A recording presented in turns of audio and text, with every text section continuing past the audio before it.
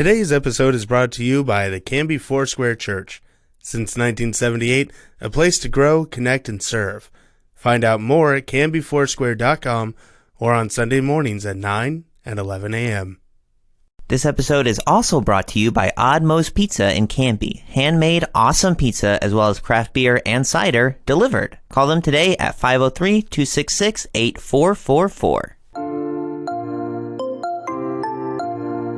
This tax exemption eludes me like a gazelle eludes an arthritic cat. Why can't Canby people keep track of their dogs? Like, what is... To do that, you can't be stupid with guns. Yeah. So the board is saying they want to make Canby schools great again. It feels like we've been doing this interview for years. Inside of me was screaming. You run for school board, you win or you die. There's no second place. Welcome to the Canby Now podcast. We are the best and easiest way to stay connected to what's happening in your hometown. I'm Tyler Franke. I'm Joyce Struby. And I'm Tyler Clausen.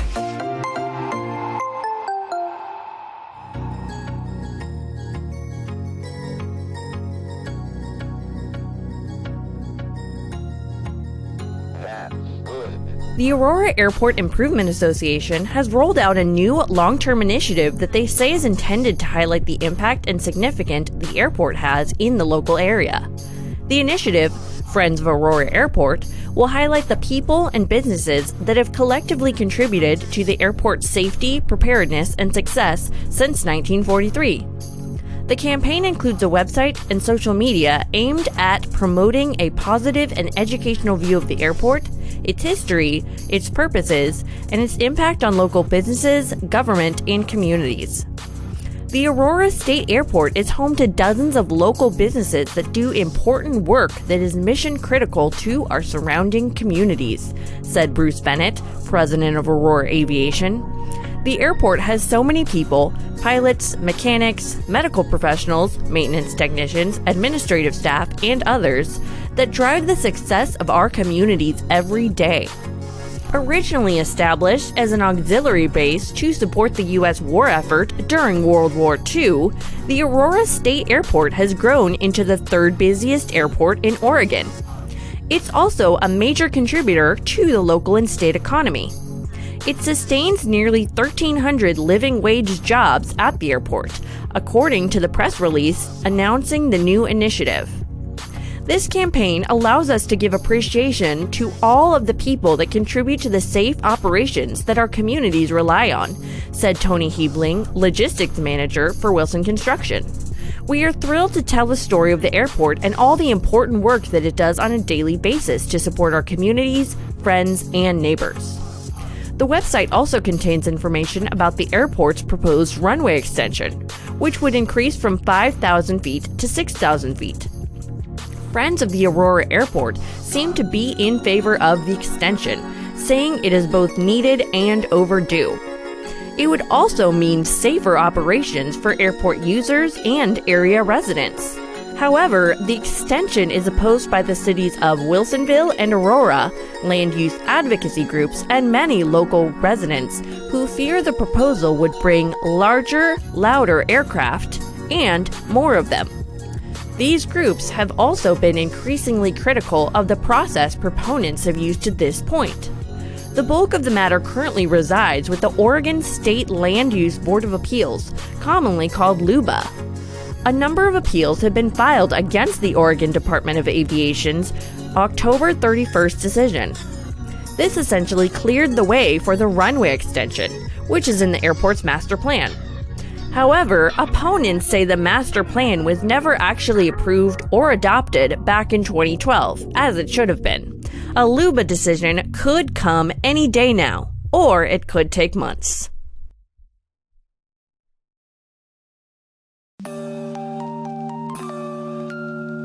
No one was injured in a one-alarm fire that broke out on Southwest Berg Parkway in Canby Friday. The blaze originated at OBC Northwest, a manufacturer and distributor of nursery, greenhouse, and horticultural supplies. The fire was active and staff had already evacuated when Camby Fire crews arrived on the scene, Division Chief Matt English said. The building's sprinkler system kicked on and helped control the fire's spread until the CFD extinguished it. Canby police assisted in closing Berg Parkway for a short time to give CFD access to a nearby fire hydrant. We received mutual aid from Aurora, Tualatin Fire and Rescue, and Clackamas Fire District 1, English said. The Camby Fire Rehab Group also responded to take care of the firefighters on scene. The cause of the fire is still under investigation.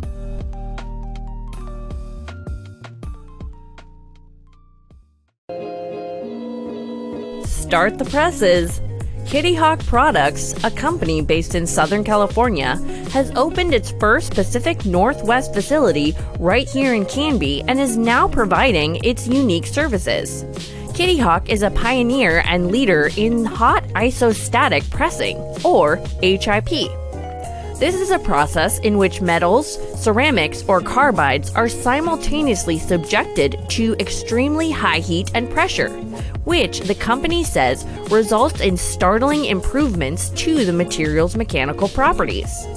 Kitty Hawk says the process is also used for diffusion bonding similar and dissimilar materials and for applying wear or corrosion-resistant coatings to parts exposed to stringent operating conditions. I'm going to be honest here. We don't know what any of that means, but it sounds awesome. Kitty Hawk has 6 4600 HIP units at their headquarters in Garden Grove, a suburb near Los Angeles. Each one is capable of producing pressures of up to 1500 psi and temperatures of up to 2300 degrees Fahrenheit. They have over 50 employees and serve companies from the aerospace, commercial, military, automotive, firearms, medical, oil, and gas industries, including Honeywell, UTI Aerospace Systems, GE, Pratt & Whitney, and Rolls-Royce. The company says they expanded to Canby because of the increased demand for HIP services in the Pacific Northwest. They hope the new location will facilitate continued growth for their existing clients and attract new customers from the region. Their multi-million-dollar investment in the Canby Pioneer Industrial Park includes the purchase of a 27,000 square foot facility on South Redwood Street next to Canby Utility and a new state-of-the-art HIP unit.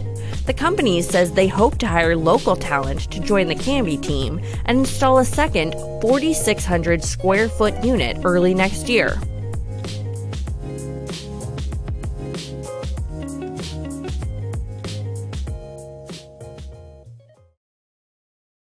Speaking of kitties, move over, Baby Yoda. There's a new, irresistibly cute creature winning over fans, at least in this corner of the galaxy. And its name is Scootaloo. While responding to an unrelated call on Eves Road last week, south of Molalla, Clackamas County Sheriff's Deputy Brian Lister came across the most heartbreaking of crises: a 4-month-old kitten stuck in a tree. Thinking quickly, the deputy immediately called in the experts in such matters: firefighters. Apparently, Mr. Incredible was otherwise engaged. It wasn't until Molalla Fire District arrived on the scene that Deputy Lister told them they'd been called to rescue an actual cat stuck in a tree.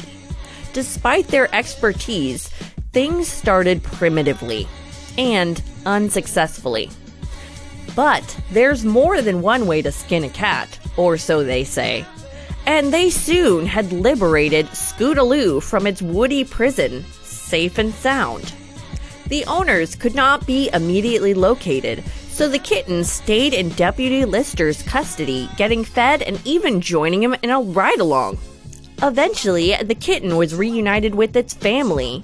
It had been missing for 2 days. In a weird coincidence, one of the family members is also a sheriff's office employee. We're grateful to the CCSO and Molalla Fire for their service in this case. I guess when they say, no call too small, they really mean it.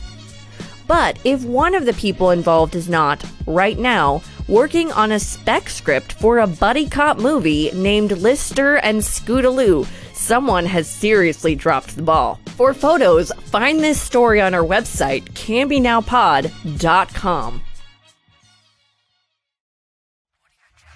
A lot going on in sports this week.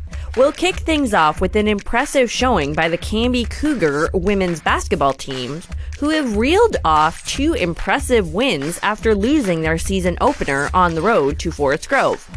The most surprising of the 2 wins was the Cougs' upset of the then number 3 ranked Mountainside on Tuesday.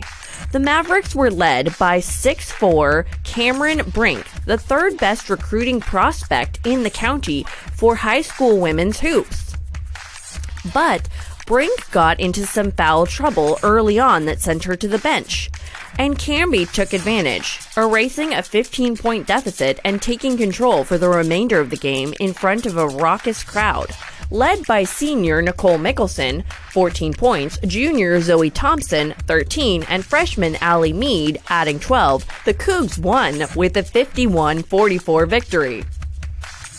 The Cougs were back in action on Friday at Canby High School as the Saxons from South Salem came to town. Camby trailed after the first quarter but dominated the final 3 frames to secure a second straight W, 49-45. Odell came up big again in only the 3rd game of her high school career, leading the team with 14 points. Mickelson added 12. Canby hosts Newburgh on Wednesday and Grants Pass on Friday as non-league play continues. Tip-off is at 7 p.m. The men's team has had opposite starts to their season.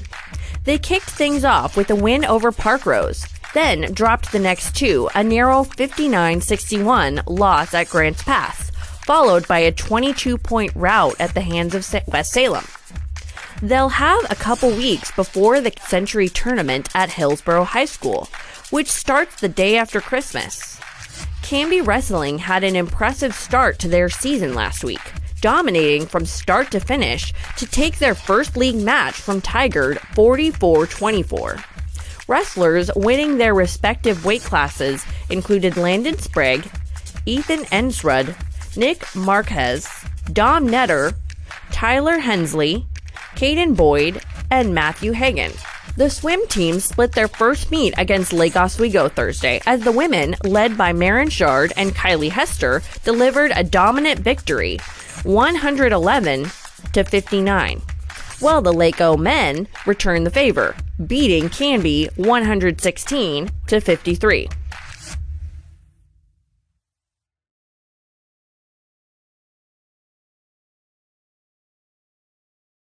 Hey, Tyler. Yeah? Can you do me a favor? Just real quick. Name all the services that you're subscribed to. Okay. Netflix, Amazon Prime, Hulu. There's like Google stuff, I think. My wife, I think, does a cat thing, and I'm looking into Dollar Shave Club. It's starting to get a little ridiculous, right? There's even an app to manage all of your subscriptions now. Of course, it comes with its own monthly convenience fee. It can get a little overwhelming. They've even coined a term for it, subscription fatigue. If you're being hit with subscription fatigue blues, we have a solution for you, at least when it comes to streaming options. Try Easy Video TV from Direct Link. It offers your favorite shows and movies all in one app on the same bill as your internet service. Direct Link is a local community-based provider that has your back. Record your favorite shows, watch them anywhere, and access all the major local and cable TV networks with an Easy Video subscription. Why are we still sitting here? How do I sign up? Let's go! Well, it's easy. Just call DirectLink at 503-266-8111, visit their office at Juniper and 2nd, or go to directlink.coop to switch to Easy Video TV today. Hey Tyler, did you know that the world has changed in the past 20 years? No way! Yep, it's true. The way people shop for goods and services has completely changed since this thing called the internet started catching on. Yeah, I've heard of it. And yet some realtors still offer the same old services in the same old ways and for the same old percentages. Victory Point Property Group in Canby believes it's time the real estate business caught up with the times. They'll meet with you for free, explain every step of the process, give you a clear game plan, and even let you choose the listing commission. Really? They let you choose their commission? Really, Victory Point Property Group understands this is one of the biggest and most exciting decisions of your life, and they'll do everything they can to make sure you handle it like a rock star. Wow, that sounds great. I'm going to check them out by calling 503-263-4700 or by visiting online at victorypointhomes.com. You do that. Victory Point Property Group, real estate reimagined.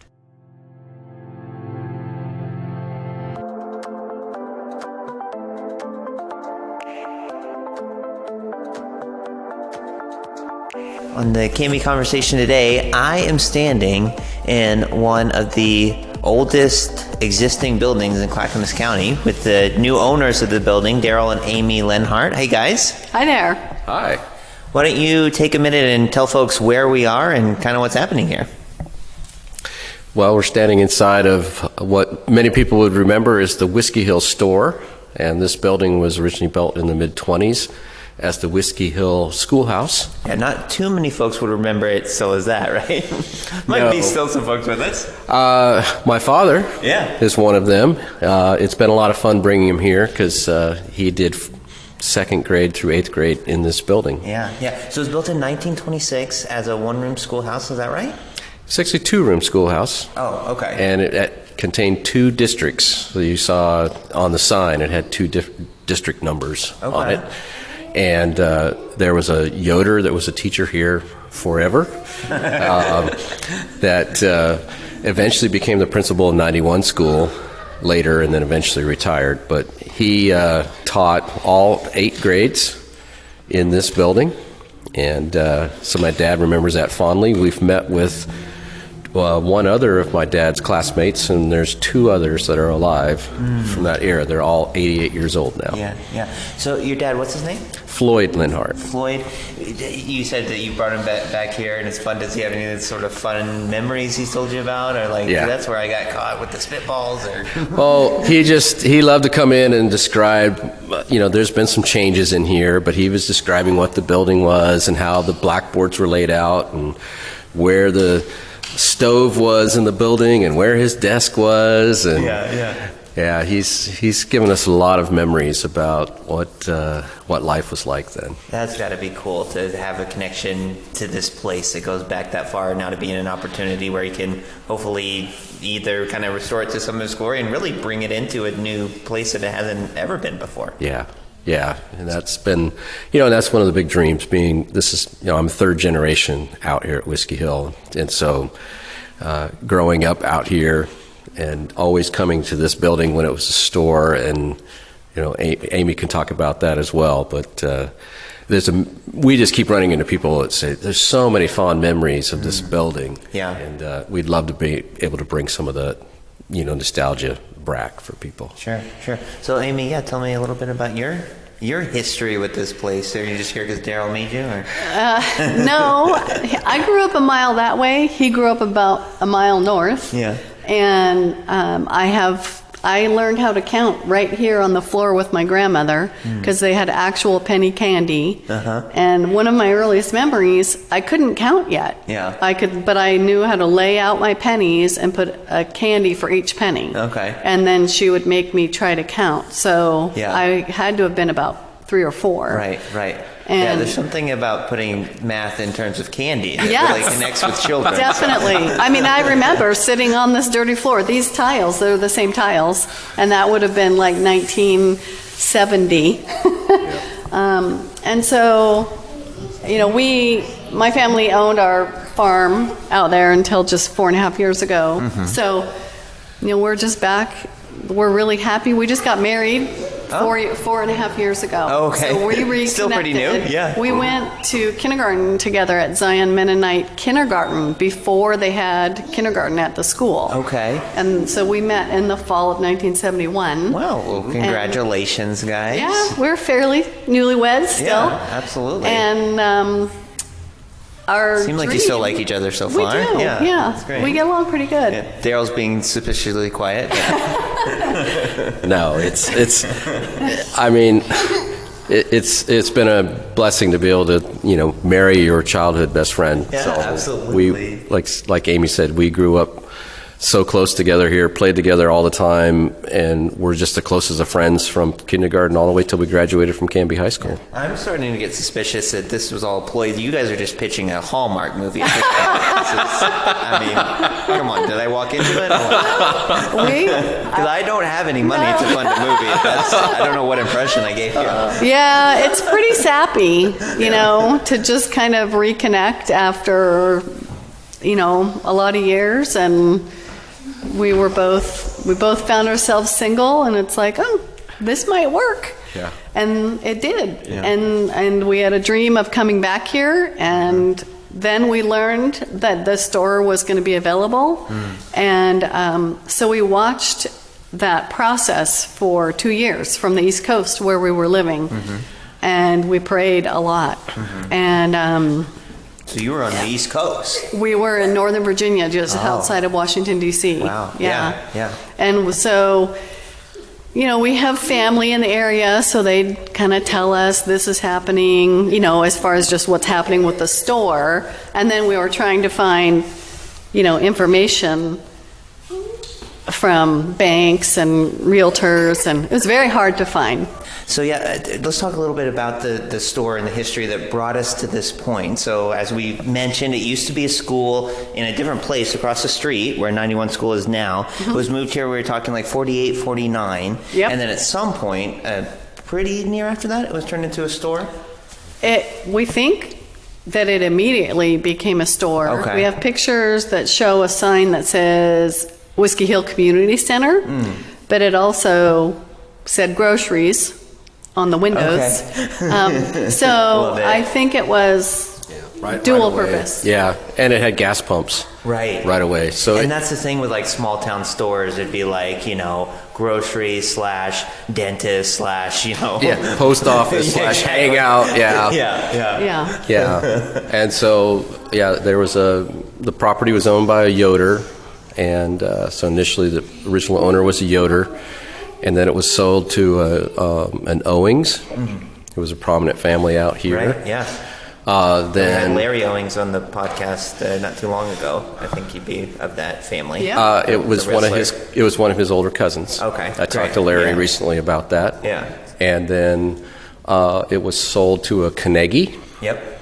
And familiar with them? So the Carnegies, yes, and they're another prominent family out here. Yeah. And then when we were kids, a family called last name Seymour's had it, and they actually they were living in Portland. Right. He worked for like Fred Meyer and decided, Tradewell. I want to get out of the city, and bought it and came out here. And I should have brought my T-shirt. Yeah.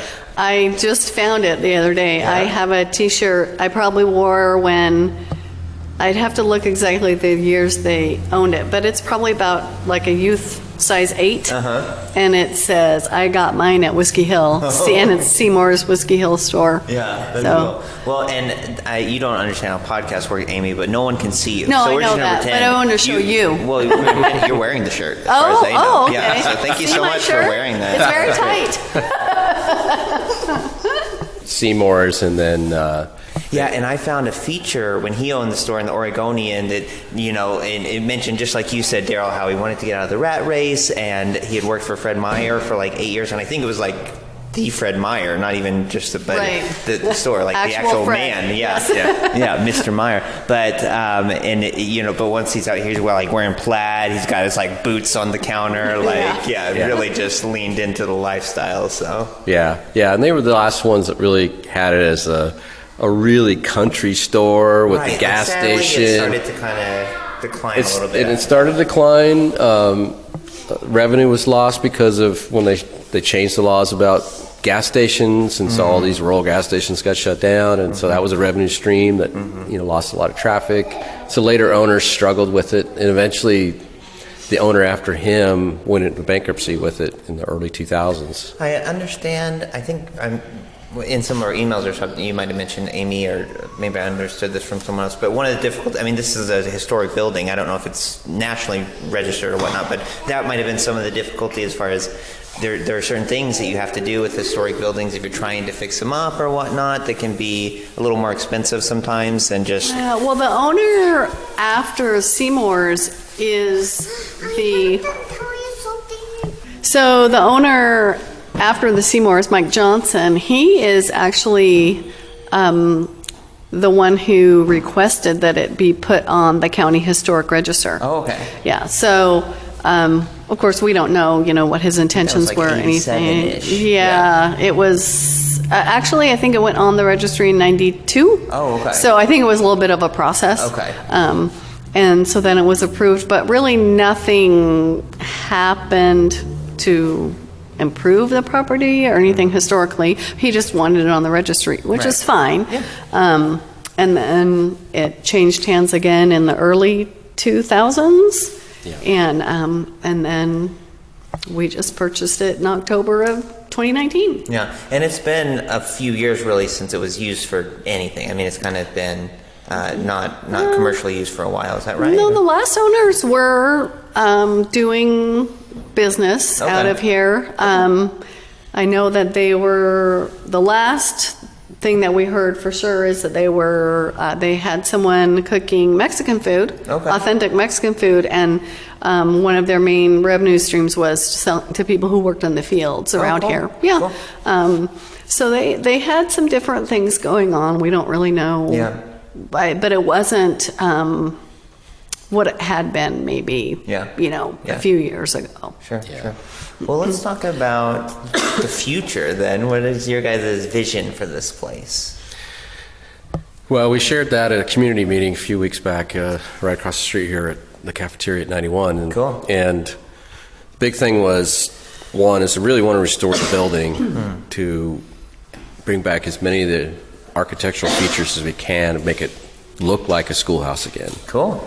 What's been hidden over here on this north wall are all the original schoolhouse windows from the 20s. And they just, somewhere in the 70s, they got buried behind paneling and some modernizations. Oh, yeah, this like very 70s era living room paneling that's on the walls. Yes. Yeah. That covered up the original tongue and groove, which are still there. Beadboard that's still there. Amazing. We have the original beadboard here. There's many We're really features excited. that we're going to be able to bring back, and you come back on the road and you go, wow, it really has a historic look to it. Yeah. And feel. Another big aspect is open it up for a place for coffee and some food. And we have a lot of requests from the school community here, the local community, the airport community, someplace you can come and get a fresh cup of coffee, a sandwich, something like that. I'll let Amy talk about some of the more creative aspects that we want to do here. Okay, cool. So I revitalize vintage and antique furniture, and I started that business when we were in Virginia. And so we've talked about, having a shop for that over the years, and this is going to have that. Yeah. So I will be doing that myself, but also offering at some point classes to teach people to do their own. Cool. And I've done a lot of custom work for people, and I like to stylize and to market, and so we're excited about that. Yeah. And we'll integrate that all into a new residence that we're going to build as well. And we're going to live here. Yeah. That's one of the questions we get a lot. Right. Is there is a residence tacked onto the back. It's not in good shape. So it is going to be totally rebuilt. Okay, so you're going to live in the residence, not under the counter there? No. Okay. No. Or the lean-to over there. Right. No. Yeah. Our goal inside of here is, because you can look up right now. I know we're on a podcast; people can't see, but you walk in.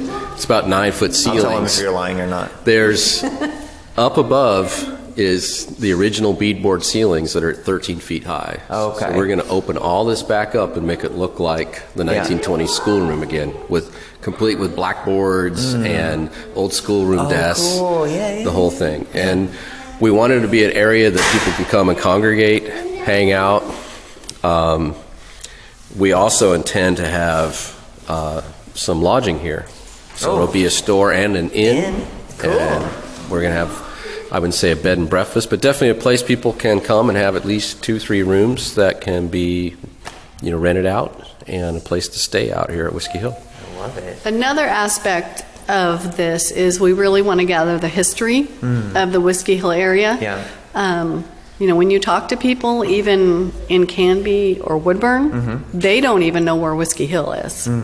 I was just talking to someone, a contractor putting flooring in our house in Gladstone today. He's like, well, I kind of know where it is. So, you know where the Tulip Festival is? Yeah. We're 4 miles from the Tulip Festival. You don't have to go too far from where we're standing right now to be in Canby addresses. No. Because the Canby postal area goes pretty far. Right. Pretty close to here. Right. Yeah. Yeah. So we really want to gather the history. We already have some people who have given us things. They're old school photographs. Yeah. So we're excited about that, to be able to gather that. And I told someone else when we started this process, even when we come here, I still don't feel like, we own this. This is ours. I feel more like we're the stewards of this property and the caretakers. And so when we gather all of that, we don't feel like, this is ours. These are our photographs. These are our pieces of memorabilia.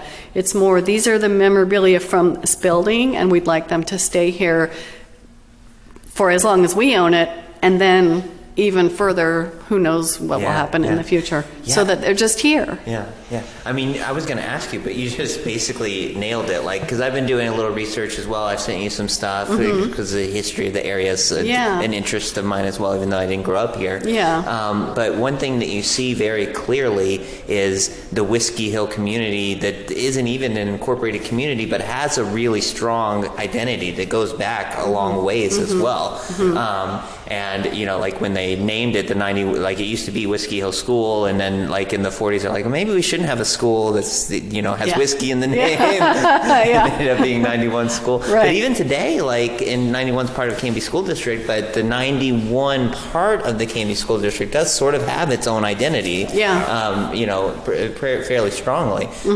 So that's one aspect of the story that really fascinated me, was your guys' desire to keep this because of its importance and history to the community, and kind of helping to preserve some of that identity that's so important to the folks who live out here.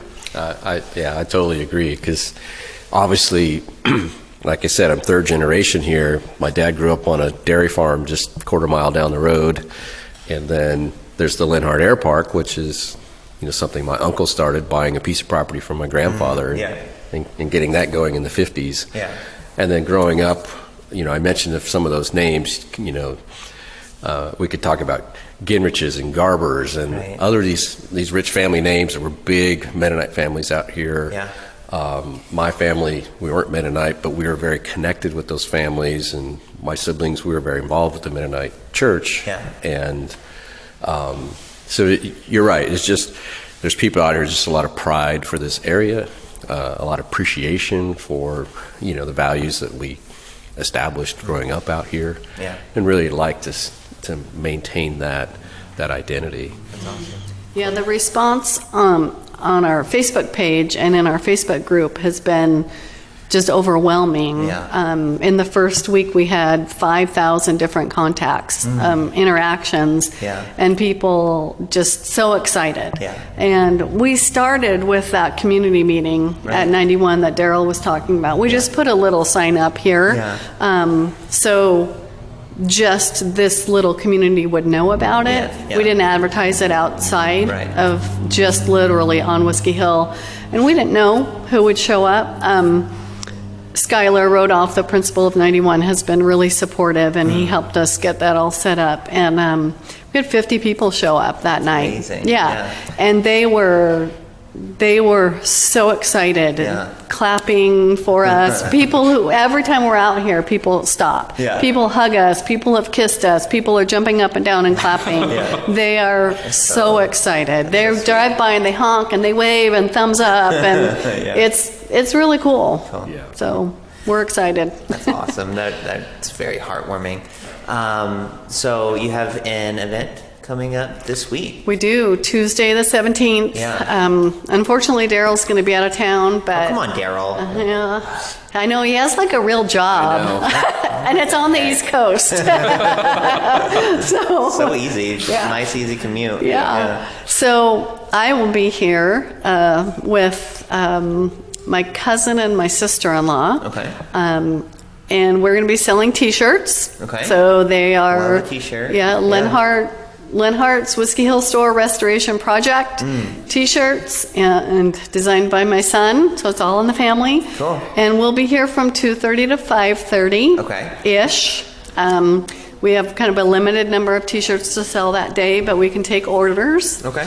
And we're just going to be handing out some free popcorn, and we just hope people come and say hi, and you know, if they want a T-shirt, they're going to be $15, so they're not like super expensive or anything. Cool. Just trying to get, you know, excitement and word out. Got to brand yourself. It's very important. Okay, my last question. If anybody's going to know, it's got to be you guys. Where does the name Whiskey Hill come from? No one can seem to tell me. I've heard a lot of rumors, but I don't believe them. Yeah, my dad talks about that. Is literally, like I said, the family farm was just a quarter mile down the road. Yeah. There is a hillside that drops down here as you head toward Hubbard to the west, down towards the Pudding River bottom. And down on that hillside, they said, was a still because there used moonshine. That's a story I've heard as well. Yeah, because there used to be cattlemen that would bring cattle on their way up to Portland, and it was a prominent place for people to stop. Okay, so it was part of the local agricultural, and it wasn't a prohibitionary thing. I wasn't sure about that. If it that I think it was actually pre-prohibition. Okay. I think it goes back in probably the late 19th century, and it's been around for a while. Yeah. Because again, it was while, because they talk about why they were moving cattle, which would have been quite a while ago. Where I'm from in the South, moonshine was always a prohibition thing. Like, you know, if you hear the word moonshine, that's what it meant. But that's not the case out here. Like, it's more of just a name for a type of drink. So Yeah, and so that's how it got its nickname. And there's people who say they've seen parts of the still. Oh, yeah. Even my dad claims as a kid that he could still go down in the woods and see remnants of the still. Fascinating. Cool. Well, that is a little bit of a mystery solved. And like I said, that is a story I've heard as well. Whiskey Hill Store on Facebook. Check them out. And then this Tuesday from 2:30 to 5. Come by a 5:30. 5:30? Yeah. Come buy a T-shirt if you can. Thank you guys so much for telling us about it. Thanks for all your work here. It's quite a bit of work ahead of you. Yes. That's an understatement. As we look at a gaping hole in the floor. That's a pretty large hole. Yeah. But I'm excited about the vision that you guys have. So, thank you. And with the community support behind you, anything can happen, right? Yeah, we are really, really excited. Yes, we are. Thank you. Cool. Okay, so and you'll be open next week, I think, is the thing, right? No, I'm just yeah. Come on, we're all set up.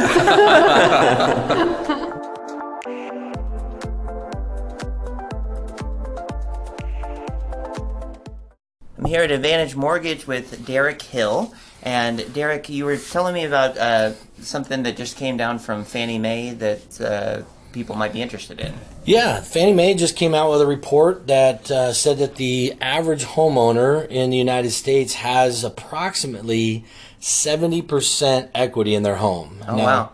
Right. I mean, that's obviously average throughout the whole country, but because values have come up so substantially in the last 10 years, there is a ton of equity available that people can utilize. Cool. So if people are potentially like looking to buy or move into a new home, you're saying that equity means it might be something that you would look at remodeling instead of maybe if the market's not looking favorable to you. Right, 100%. Because the market in Portland is so tough to buy, we have an average of like 2.5 months worth of inventory, so it's just super hard for people to find what they're looking for.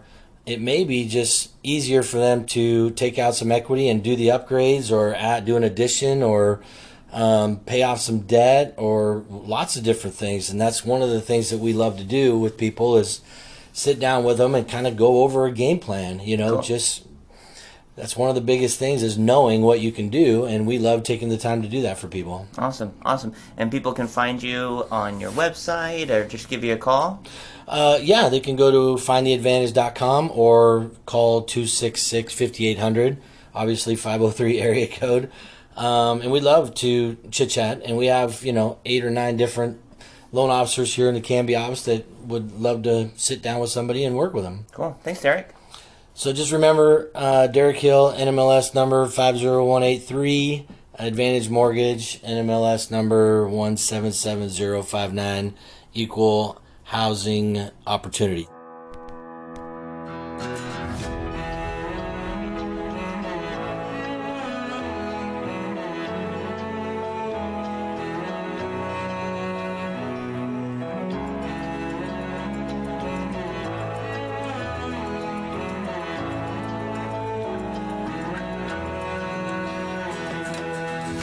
Well, I'm here now at Filberts Farmhouse Kitchen with the manager, Aaron Wolfe. Hey, Aaron. Hi, nice to see you again, Tyler. Nice to see you again. Welcome back onto the show. Thank you. Because, crazily, your guys' 1-year anniversary is coming up. I am, I don't even know what to say. I looked at the calendar about 2.5 weeks ago, 3 weeks ago maybe now, and I saw that date looming. Yeah. The 26th of December is our open official. Day after Christmas. Yeah. Day after Christmas, and I was just blown away. Yeah, it's flown by. Unbelievable. Yeah.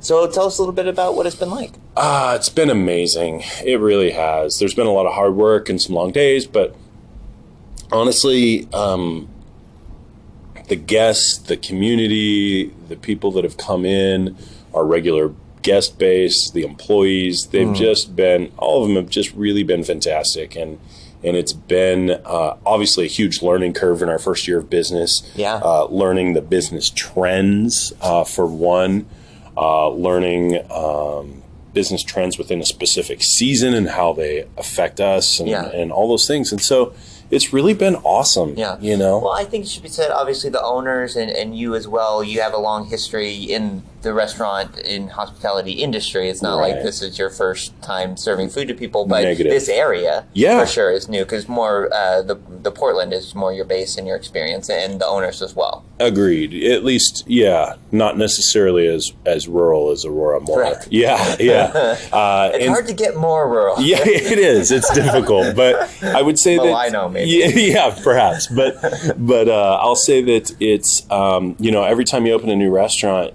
it doesn't matter. I mean, you could still be in downtown, but if you're close to something else, that drives business, that's what your business driver can be. And so everything has a context. That's right, exactly. Yeah. So just being out here has been totally different, but amazing. Yeah. Well, tell me a little bit, because I do know when this started taking shape, and I was really excited about it, and your guys' food is amazing, your atmosphere is amazing. I love it, but even I'm a little bit like, is something like this going to work in Aurora, in a small town? So, I mean, here we are a year later. You guys, every time I drive by, it seems like it's pretty busy, pretty bumping. So, what do you think has been some of the keys to that success so far? Yeah, no, that's a great question. Gosh, there's so many reasons, it doesn't happen on accident, but some of it is luck, of course. I think first and foremost, we kind of sit in the perfect center point of a food desert triangle, between Canby, Woodburn, and Wilsonville, where there's lots of good places to get small bites. You get a great meal at a lot of little places. And a lot of food is grown, crazily, but not served. Not served, right. And so we sit in the middle of that little triangle, and when you put those three communities together, along with the Molinos, the Donalds, the Molallas and all those places, you have a pretty healthy center of activity for a population, and not a lot of places to go to eat that set themselves apart. A lot of great places to go, but maybe just a little different if you want a burger or whatever. But I really feel like we just have something to offer that a lot of places don't. So that's one factor. Another factor, too, is that we're pretty centrally located between Portland and Salem. We get a lot of people meeting. Hey, we're from Portland, we're from Salem, we heard about you. You're right off the freeway. They come down here. That's been an awesome thing. But, I think just the the design of the building, the food we're serving just kind of hits in a spot that people have kind of heard about. And now we're getting people coming from places we weren't expecting to come visit us. You know, I had a group from Albany that was coming in once a month. Yeah. We have a lot of people from the Portland Metro that come in because they're looking to just get out of the city and do something different because they've kind of been to some of the places around Portland, right? Yeah. They don't want to deal with parking or whatever, and they just look to take a drive. And then we get people from the outlying areas, Estacada and all up and down, the I-5 corridor, really. Yeah. So that's been a huge portion of our success. So really just kind of infiltrating the local area and then reaching out a little bit further. Obviously you're a restaurant, and I love your guys' food, but even outside of that, I think you just nailed the ambiance. Like, you were always going for that kind of farmhouse, homey feel, but with a little touch of elegance, Absolutely. And I'm here with my kids today, and my daughter and my 5-year-old were walking up, and they're like, "This is a restaurant." And they've been here before, but I guess they didn't remember. They're like, "This isn't a restaurant. This is a house." It looks like that, yeah. And that just kind of summed it up to me. That like you come, you get good food, but you don't necessarily feel like you're not at being welcomed into a home. I mean, I agree. It has that just from the outside. They did such a great job of and it is built from a house. I don't know if listeners remember that. Right. But yeah. So I mean, they're not wrong saying it's a house, but they did such a great job. The design elements of this place to take the design elements of the house, the original house, the Muller house that's right there on the highway, and bring that into the rest of the brand new construction. It looks so much like it. So you have that same feel of like, oh, there's a house and it just kind of extends into this giant place in the back. So you get that feeling. Yeah, cool. Well, and I mean, you guys opened on December 26th. You'll always be a little bit linked to the holiday season because of that. But really, like, maybe it's because of that hominess, but I feel like that's really in your wheelhouse. I mean, is that true? Like, you guys really lean into the holiday season? It seems like you do a bit. 100%. So far, we're 15 days into December. And it has been unbelievable so far this month.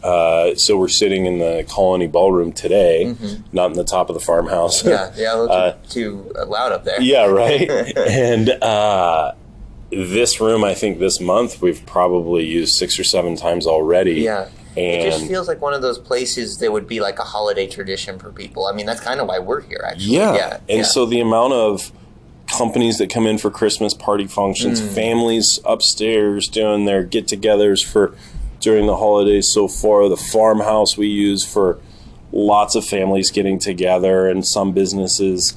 December has been great, and November even with people getting together with family out of town, coming in for Thanksgiving. They want to share something with their family. Like, oh, you got to check this place out. Yeah, leaning into the holidays, I would say, is a very accurate description for us right now. Cool. Is there anything that you've, I'm sure there's many things that you've learned over the past year that really surprised you? There's many things. My personal limitations are one. I do have to sleep occasionally. I learned that, No, I think just really the quality of the people out here is... Cool. I live in Canby. My wife and family and I, we've lived there for 15 years now-ish. And, I love it there. But just the people in our general vicinity. I've worked in some great restaurants and some wonderful places and great neighborhoods and had wonderful clients and guests. But to be honest, these people are just the best. And I was hoping for that, but really, that's really one of the best things that I've learned. It's just the guests here are fantastic. Amazing. Yeah. Anything new for the coming year that you can tell us about? Well, lots going on, really. We're looking at having our first full year of actually having information to look back on the previous year. Okay, right? So we'll be better prepared. Right. Yeah. But the downstairs patio will be utilized a lot more in some different ways. Hopefully to take advantage of those summer months. We did some outdoor patio grilling this year. and that was successful. But I want to grow that and do something maybe a little bit different with that. Yeah. You get a lot of focus on the building, but you've got some really nice grounds here as well. So. Amazing. Yeah. We're looking at potentially doing our first couple of on-site weddings this summer. Oh, cool. Yeah, right? Yeah. And we talked about that in the first interview, and that seemed like it was, super far off. Oh, yeah. So our first interview was, I can't remember when it was, but I remember where it was. Yeah. It was up in the attic or something of the original house. Top of the and there was farmhouse, hammering and sawing going on. Oh and my everything. gosh, yeah. No light. The light went out on us. That's right, Yeah. That's right. We were Sit in the dark, two guys. Yeah, it was a little top of the farmhouse. Sketchy. So. Yeah, we survived. We did. But and here we are. Yeah. But between that and constantly evolving what we do and how we're doing it just to better serve our guests that come in, we're just going to have more events. We're going to do more fun things, and like the patio, downstairs patio, like the weddings. There's just a lot kind of coming down the pipe for us, and really just embracing what we've learned about ourselves and what people want from us. Cool. Awesome. Well, I'm really happy for you guys. Congratulations on the 1 year. Thanks for taking time out to talk to us. Absolutely. I appreciate it. Thank you. It's good to see you every time. You're welcome.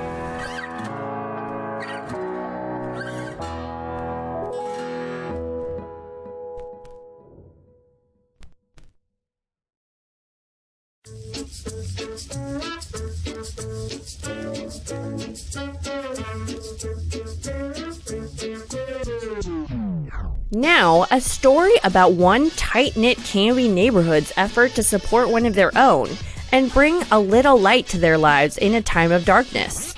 If you visit Northeast 12th Way, you'll see a display that's a little different than your typical fair this time of year. Brightly lit trees line the yard of each home on that cul-de-sac. They're not Christmas trees, but cherry blossom trees, a symbol of peace and hope, and they're in memory of Austin Peart, an athlete at Canby High and Linfield College who died in a single vehicle crash last February. He was only 24 and had recently returned to Canby after graduating college.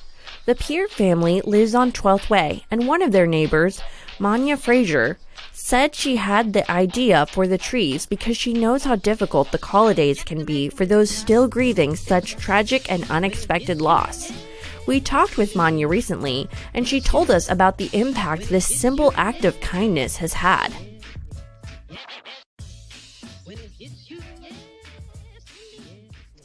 Well, one of these dark, damp mornings, I thought, how can we help the Pearts with their loss of their son, Austin? And so I thought about, with flowers, with cookies, with what would do it, nothing. And so then I just had this idea because I had to go around the neighborhood and update our neighborhood watch sheet with phone numbers and things. And so as I went around, I asked people if they would be willing. I had found some really neat trees that had 208 lights on them, and they're bare branch, and they're a spring flower on it. It's not a Christmas tree. And we would, if one in our yards, then light them in the evening. It would be light up the night for Austin Peart. And so we remembered Austin Peart. So I went around, and 100% of my neighbors, and there's 14 of us in this little cul-de-sac area, and we each bought a tree, and we put them up the first week of December. Well, Debbie came over later, the mother, Austin's mother, and said, "Oh, my land." When we saw one go up, and then a couple go up, and then we saw all of them go up, we were wondering, what are the trees for? And at that moment, I handed her the package that had her tree in it, and I said, "These are Austin trees to light up the dark during this holiday season." Well, she burst into tears, and I burst into tears. And the idea came because my own brother had been killed when I was a child in May. And at Christmas time, I noticed that as I looked out the window, my friends were riding their bikes and their folks were out, laughing and enjoying it. And my dad sat silently, and my mom was crying in a chair. Yeah. And so the idea came from that. Anyway, that's the story of the Austin trees. Yeah, yeah. On our street. You're totally fine, Manya, and I thank you so much for your vulnerability and sharing, because it is such an important reminder that we so often forget there's so much fun stuff that happens on the holidays. There's so much stressfulness and busyness, and we can forget the people, just our neighbors, just down the street, just next door to us, maybe our coworkers, who might be going through some really hard times. And these holidays, when they're seeing people enjoying themselves and whatnot, can bring that up in a really hard way. So thank you for reminding us about that. Oh, you're very welcome. And I enjoyed that Debbie and Charlie were excited about their tree. They went right home and put it up and put it out in their front. So we all. And I gather, because I remember this story of this incredibly tragic story about Austin back in early February. I think it was February 2nd. That he was in just a horrific single vehicle crash, died at the scene. He was only 24 years old. He would have turned 25 on the 15th of December. Oh gosh. Okay, so he was a holiday baby as well. Yes. Yeah. But he was, really well-known athlete. He went to Linfield College and had just recently returned to the area. And so, I remember that back then when the story came out, just the outpouring of sympathy, obviously the family going through a horrible tragedy, but his many friends and loved ones in the area also, are probably remembering him. And, with his birthday this month, I think that it's a great reminder and a great way to memorialize them for the whole community. Yeah, it is. And he was especially just was such a happy boy. And he came and told me that his girlfriend had just passed her nursing board, and he was really excited about life at the time. Yeah. He had a good job at a winery, and sounds like you knew him quite well. Well, not Yeah, we weren't best as a neighbor friends or anything, but yeah, as a neighbor. Yeah.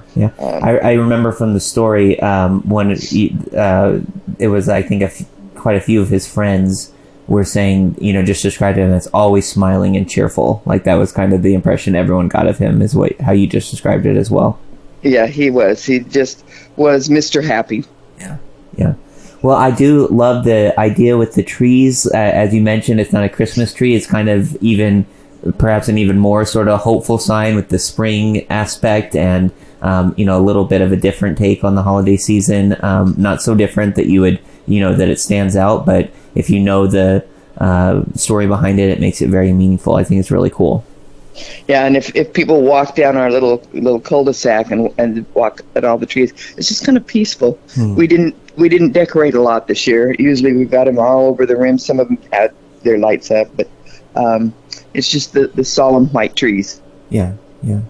Cool. And that street, I don't know who mentioned it, but that's 12th Way in Canby. 12th Way, yeah. That little cul-de-sac there. So, Manya, again, thanks so much for your vulnerability. Thank you for doing this for this, really beloved Camby family in our town. And thanks for telling us about it. Okay, and thank you for bringing it to light for people.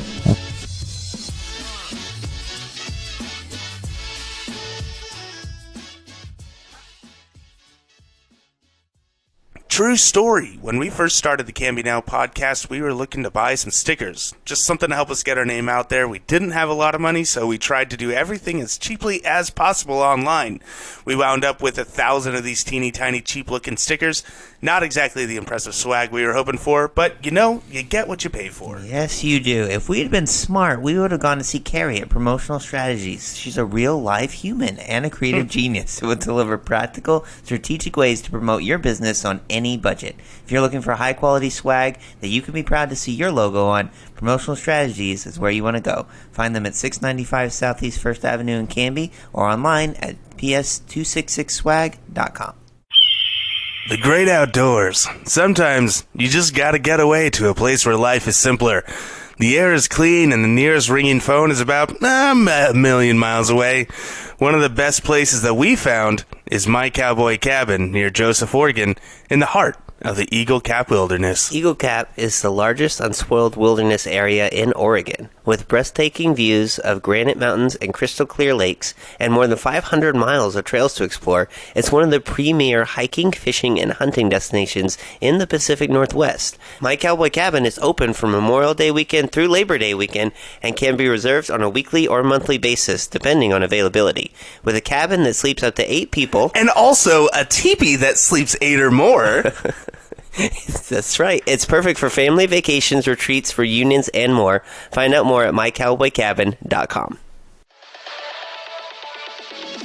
The Camby Now podcast is a production of Now Hear This Studios, Camby's locally owned full-service audio, video, and media production company.